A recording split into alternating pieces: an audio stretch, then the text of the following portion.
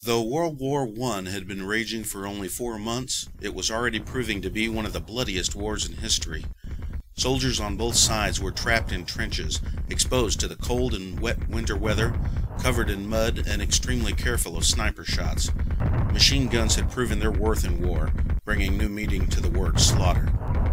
On the Western Front, in the Flanders area of Belgium, the 1914 Christmas season arrived amid heavy fighting.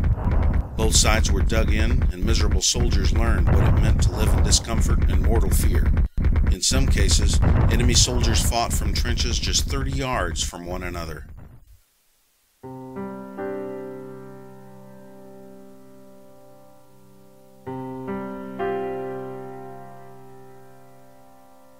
All along the front that Christmas, British and German troops received packages from their respective governments.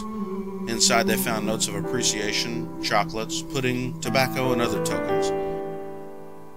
In their packages, the German troops received Christmas trees. These small trees, Tannenbaums in German, were sent to the front, replete with small candles to light.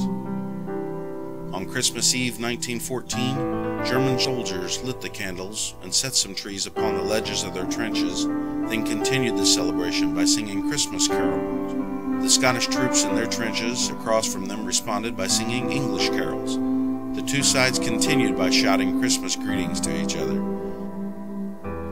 As Christmas broke over Flanders, a truce was carved from the spirit of the season. Germans held up signs, "You no fight, we no fight." British troops responded with signs proclaiming, "Merry Christmas." No Man's Land became a meeting ground as muddy, cold soldiers emerged from their trenches. The very same pudding and chocolate sent to soldiers from home in Berlin and London served as impromptu Christmas gifts between men who had just hours before shot at one another. Soldiers exchanged jokes and tobacco. One German, a juggler, put on a show in the middle of No Man's Land. The English produced a soccer ball and a pickup game broke out, which it is widely reported the Germans won 3-2. The artillery in the region fell silent that night. The truce also allowed a breathing spell where recently fallen soldiers could be brought back behind their lines by burial parties. Proper burials took place as soldiers from both sides mourned the dead together and paid their respects. At one funeral in No Man's Land, soldiers from both sides gathered and read a passage from the 23rd Psalm. In some areas along the Eastern Front, the truce lasted through Christmas, in some places well into the New Year.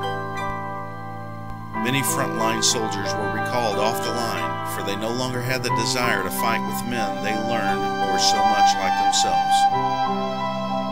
Christmas made the difference.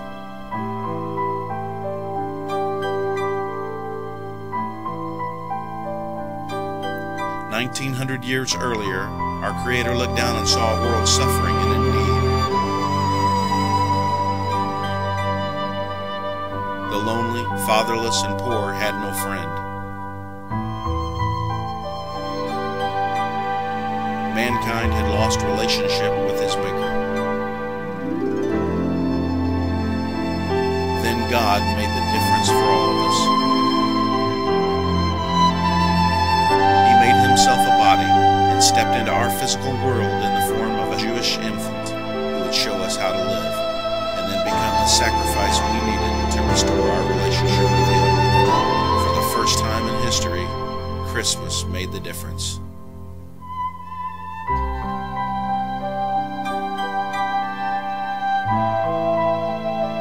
And now, 2,000 years later, it's our turn.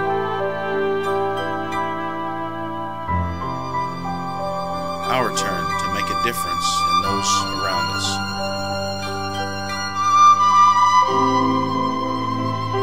To bring a silent night to the chaos of life torn by this world. To be the Christmas difference to those around you.